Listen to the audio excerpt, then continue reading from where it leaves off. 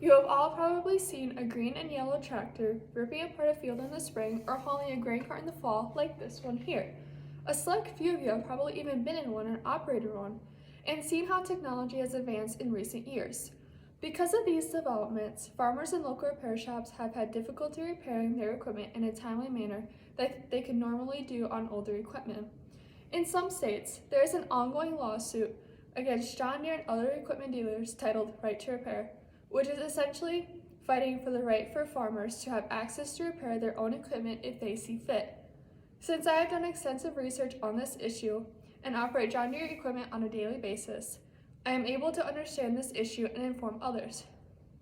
The ongoing lawsuit involving John Deere is important to understand in our current world because of who it consists of, what is directly and indirectly involved, and why it is important to you as a consumer. To completely understand this issue, we have to go back to the roots of the Right to Repair movement. Surprisingly, it actually started in the early 2000s with the automobile industry, specifically GM Motors. According to Wikipedia, the Senate proposed a bill that would, quote, end the unfair monopoly of car manufacturers maintaining control over repair information that could result in independent shops turning away car owners due to the lack of information, end quote. Essentially, the movement gives the small repair shop access to repair information that is necessary for technological repairs. Eventually, the lawsuit spread to other parts of the economy, mainly computers and phones, and is currently on equipment dealers in the United States.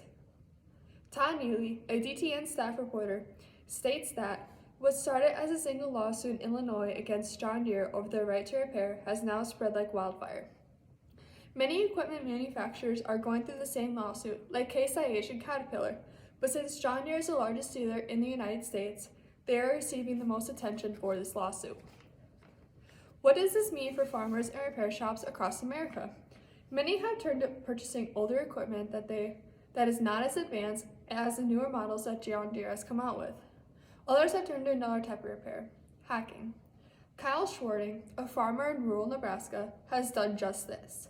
He claims that he has to repair equipment one way or another, and it's a lot cheaper to do it myself than it is to haul it into a repair shop or dealer to have it fixed. For him, it costs thousands of dollars just to haul the equipment to and from the dealership, and then the actual repair costs him another large sum of money. All Kyle has to do now is hook his computer onto his tractor, select which serial number is his tractor, and let the computer figure out the rest for itself. In 2015, the Library of Congress made an exception to the Digital Millennial Copyright Act that made it legal for farmers like Kyle to hack the John Deere software for repair. So how does this affect me and you as consumers in America? Joe Dew, another farmer that operates in Nebraska, states that, quote, the machines that they make are essential to an industry that has to provide an essential product for consumers, not only in the United States, but across the globe, end quote.